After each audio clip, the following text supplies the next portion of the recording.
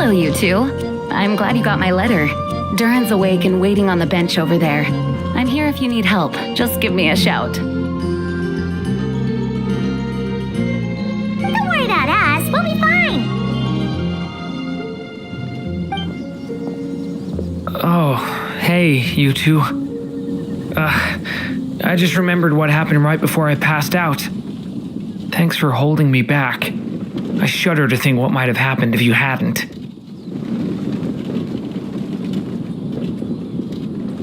I'm fine now. It's just... a lot of people seem to have forgotten me. Don't worry. We'll figure out a way to fix this. Why don't you start by telling us what happened? It felt so strange. After I realized no one recognized me anymore, I suddenly felt like I'd completely lost contact with my body. Abyssal power lies sealed within this body I inhabit. So when I lost my connection to it, I lost control of that power too.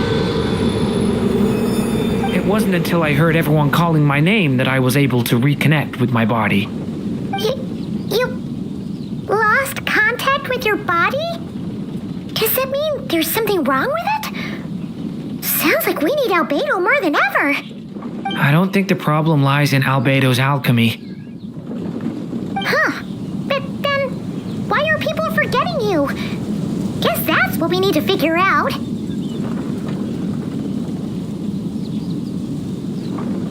That means we need Alice for sure.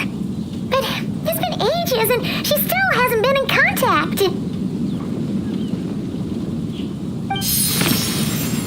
Now would be a really good time for a hint.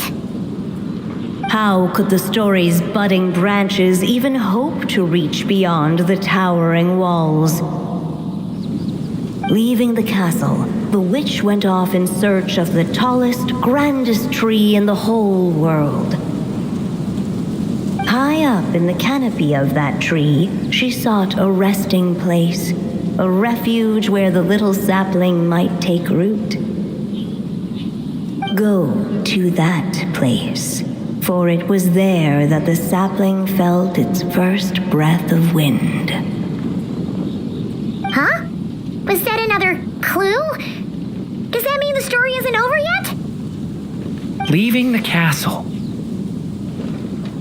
It just occurred to me, if this story is all about my own experiences, then wouldn't what happened after I left Simulanka be part of it too? But how could she possibly know exactly what would happen? And even if she did, how could we know when the story was complete? Yeah. Since we can't reach Alice right now, we'll just have to get to the bottom of this ourselves. But first, we gotta figure out where this riddle wants us to go. The tallest, grandest tree in the whole wide world. Huh. The only place that ever gave me that feeling was the one I ended up in right after leaving Simulanka. They had great coffee there too, and so many books you'd never run out of things to read. Think about it. Our search in Mondstadt began in a library, right? Well, Sumeru City's got one of those too, and it's absolutely huge. What do you say? Should we try looking there? Huh. That does kind of make sense. And it's not like Paimon's got a better idea. Alright, let's just give Jean and the others a heads up first. Well, it sounds like you've got a plan, so I won't interfere. All I ask is that you stay safe. Albedo won't be back for some time, and until he is, we can't know for sure how dangerous Durin might be in his current state. I'm so sorry about what happened before. Believe me, I'm not blaming you, and neither is anyone else here. If anything, it's the opposite. We're all just worried about you. Worried? About me? Come with me. I want to show you something. As soon as they heard you were awake, they all hurried over to see how you were doing. You all came to see me? A little birdie told me you're working on finishing a storybook. So maybe all those people losing their memories is just a plot twist waiting to be resolved. Miss Lisa, you always seem to know how to put my mind at ease. Please, everyone, don't worry about me. When I get back, I'll find a way to complete my mother's story, and the one we started, too.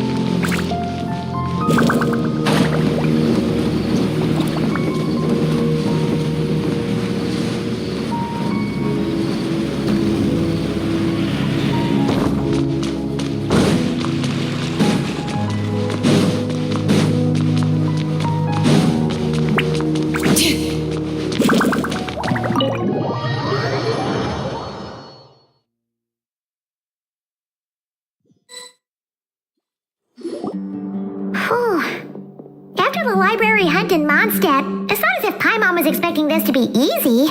But this... yeah... this is something else. Where do we even begin? Even the clue this time seemed kind of cryptic. Yeah. Guess the best we can do is stay on the lookout for more weird things going on.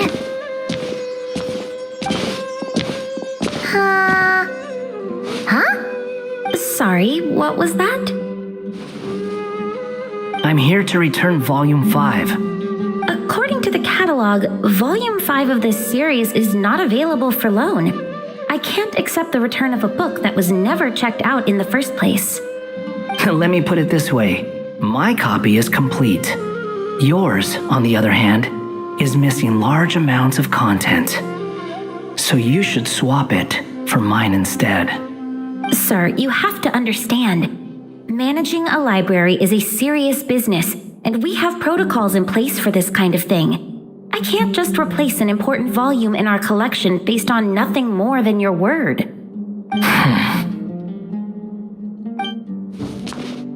Hey, look what the Wandering Tom dragged in. Oh, it's you.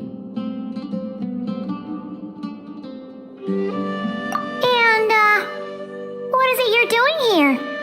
I'm a traveling scholar, as you know. Isn't a library the most natural place for me to be? Well, the last time we saw you was all the way in Nodcry. Paimon just didn't expect to suddenly see you in Sumeru, that's all. There were some things I needed to come back and take care of.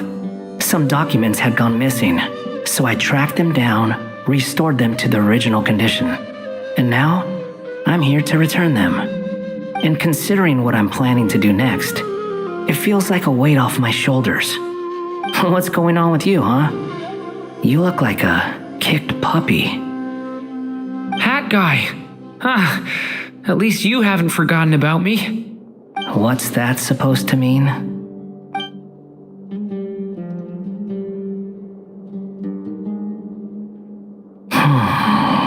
So it's been getting worse.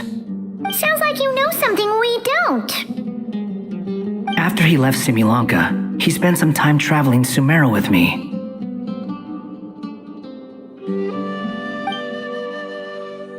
I was working on several texts at the time, and I stumbled upon something strange. Anytime Durin of Simulanka was mentioned, before long, the record would disappear. Which means, all the remaining records on Durin are about the evil dragon that fell on Dragonspine. How did you even discover that? If I remember correctly, Hat Guy loved the time he spent in Simulanka so much that he started writing a travel log. That's besides the point. The fact is, you're not affected by the ley lines of this world. I'm sure you can grasp the implications of what that means. His case is different from mine. It's more like the world itself refuses to accept his existence. It started with a few written records, but now it sounds like it's spread to people who never met him or didn't know him well. At this rate, the whole world might forget him altogether. The whole world? But that includes all my friends in Mondstadt, and even Hat Guy, too. So that's what you've been worried about all this time? Why didn't you just tell me? There are more important questions right now, like figuring out how to fix this.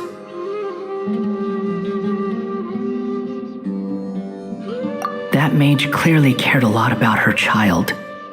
She left that book behind for a reason. If you want answers, isn't that the place to find them? You think that didn't occur to us already?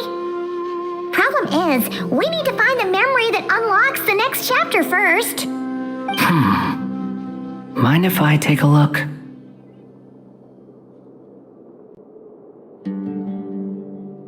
I just want to know what secrets this book is hiding. Besides, I've run into a bit of red tape, so I've got time.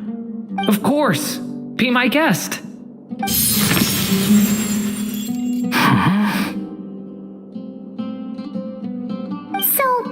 the memory we've been looking for was about you? All along?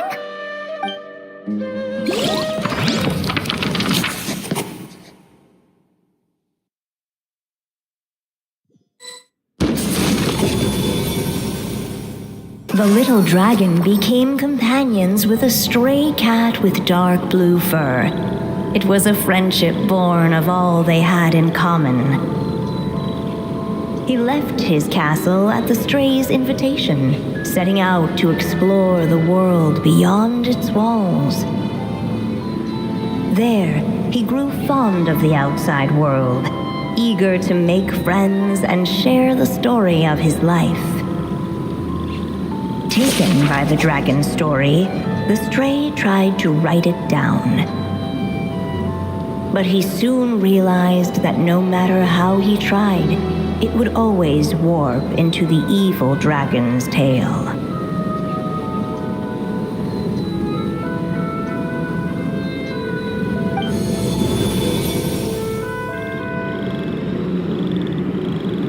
So, this is the world where this chapter takes place? Looks like we're at the top of some kind of gigantic tree. This one must be about what happened to me when I first arrived in Tevat. No wonder the memory that unlocked it was about Hat Guy. Most of my memories from that period were. Hold on. Anyone want to explain how I ended up looking like this? Maybe you've become a character in the story too.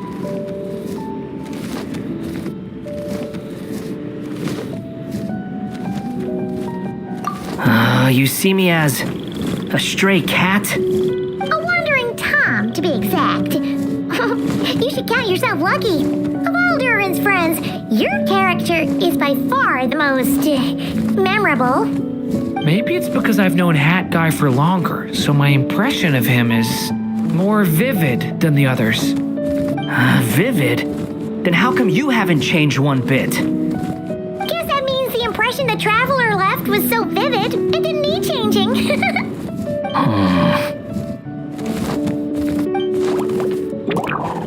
Hello, everyone! Ready for today's adventure? It's the storybook, Durin. Oh. So you're not playing yourself in this one? Does that mean the two of you have even more memorable roles to play? Where are we going today, kitty cat? Whatever. Just follow me.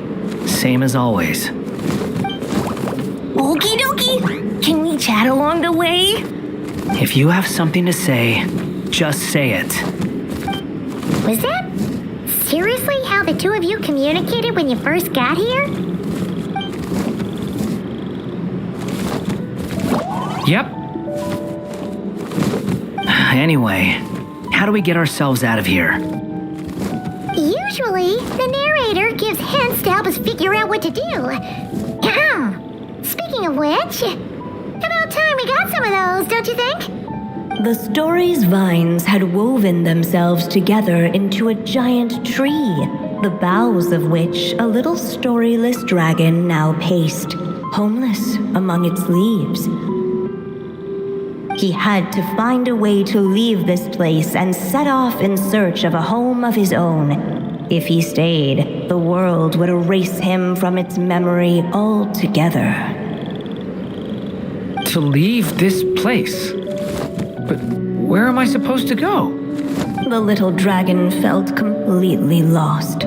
Just like the vines, the road ahead branched off into different directions, twisting and turning before disappearing into the mist.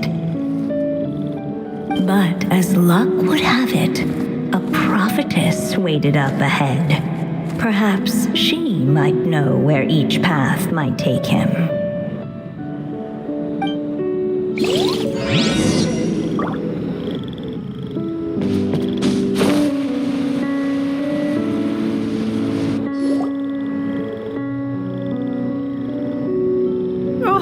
You must be the little lost dragon.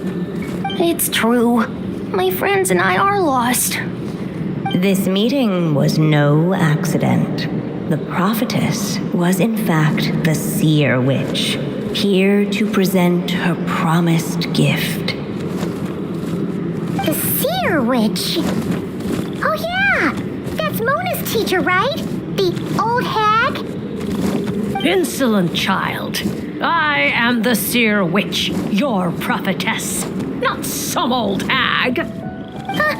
Sorry. Now, little lost dragon, I have come to bestow the gift I once promised. A prophecy. A prophecy? Hear me now, for my prophecy is this.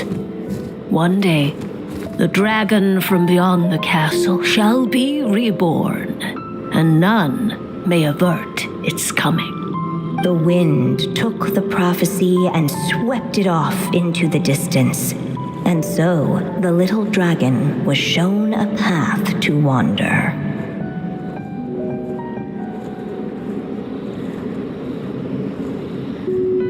As far as I remember, once that alchemist from Mondstadt learned about the prophecy, he chose to stand with you against the evil dragon. So, what does any of this have to do with you being forgotten? Oh, wise witch of prophecy. Could we trouble you with another question? As enigmatic as she was elegant, the seer witch spoke no more, for her thoughts had long since returned to the starry firmament above. Just when we actually needed her. The seer witch was my mother's friend, so the prophecy she just gave should turn out to be helpful. Well, it's not like we've got better options. But if all we need to do is leave this place, which path should we take? Why don't we take a look around?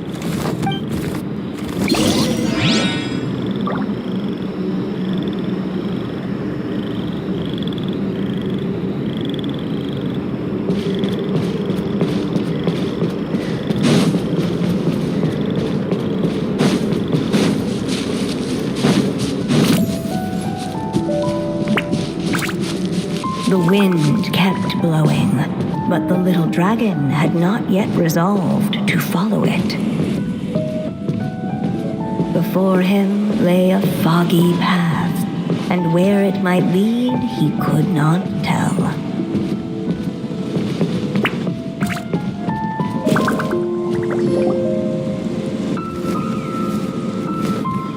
If we go this way, we'll be heading back to Mondstadt just like we planned.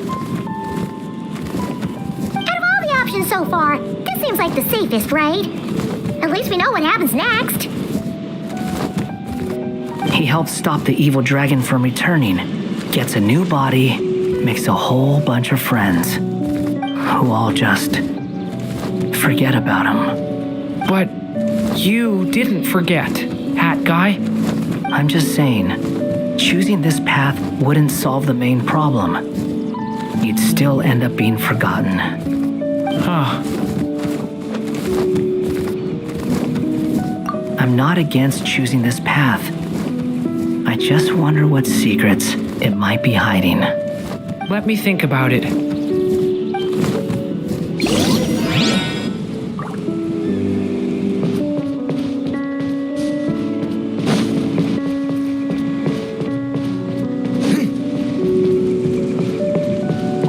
I still think you should keep going, little dragon. If you leave the castle, you can accomplish something amazing and make a bunch of friends along the way. Really? Then let's go! Unable to preserve his story, the little dragon wandered astray. Fortunately for him, a certain prophetess had left behind a prophecy to guide him. The wind took the prophecy and swept it off into the distance, and so the little dragon was shown a path to wander. Following the wind's guidance, the little dragon made his escape. In turn, the prophetess affirmed the little dragon's choice, leaving an extra secret as her parting gift. Now that you've made up your mind, I shall keep my promise by explaining fate's little trick. Long, long ago, the gods of the high heavens gave the world outside the castle a magic of its own. They called it storytelling. It was a magic of almost unshakable power that governed how people met, grew close, and understood one another. Each person had a story meant for them and them alone, one whose ending was written in the heavens long ago. In truth, your story and the evil dragons are simply two versions of the same tale, and that is something the magic of storytelling cannot abide. Beyond the castle's walls, your story cannot take root, for the evil dragon's tale has done so already.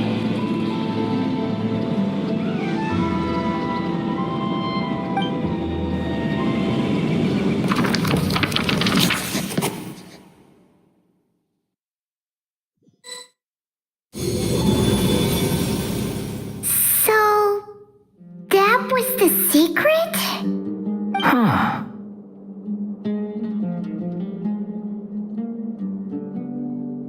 You still don't get it? Simulanga Durin and Tevat Durin share a special kind of connection. Their fates are mirror images of one another. While they were in two separate worlds, there may have been some mutual influence, but their fates were independent. But when Simulanga Durin came to Tevat, a version of his fate already existed there. So, how can two fates exist at the same time? The answer is, they can't. The rules of this world don't allow it. You can't return a book you never checked out in the first place. So, what's Durin supposed to do? Those mages seem to have come up with quite the ingenious solution.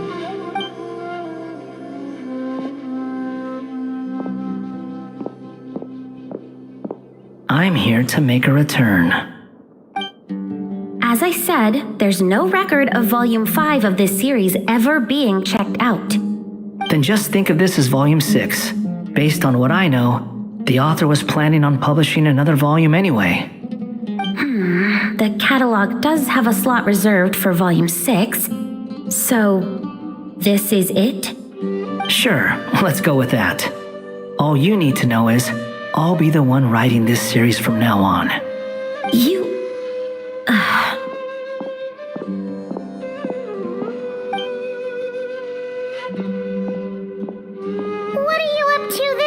time. Remember the red tape I mentioned before? Well, I just took care of it. Now, I guess you'll be off to see your alchemist friend? It should be pretty obvious by now.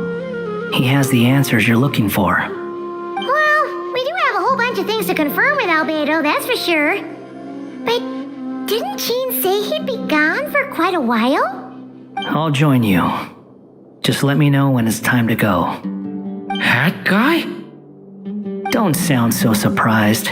I'm part of this story too, aren't I? I'm just playing my role. Well, yeah. But it's not that. I just feel like you want to help, but something's holding you back. When I first realized you were being forgotten by the world, I thought it might be because you spent too much time with me. I even thought cutting our ties might be the only way to fix it. Why would you think that?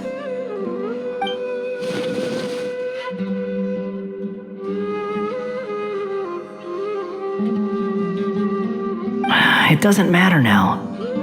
Judging from the answer this book has given us, I was probably overthinking it. Just as well, with the ley lines rejecting him like this, the people who still remember him are his only remaining connection to this place. If that last fragile tie was broken, who can say what devastation his unbound body might unleash?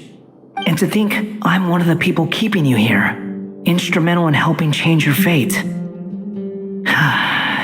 Can't say I saw it coming. Well, if it's good enough for Hat Guy, it's good enough for me. After all, he is about as odd as humans get. Excuse me? With some people, even if you try asking a simple question, they'll always give you a complicated answer. And the more you ask, the more complicated it gets. Truth is, Hat Guy's just that kind of guy. Whatever. All I needed was a yes or no, so we can quit it with all the back and forth.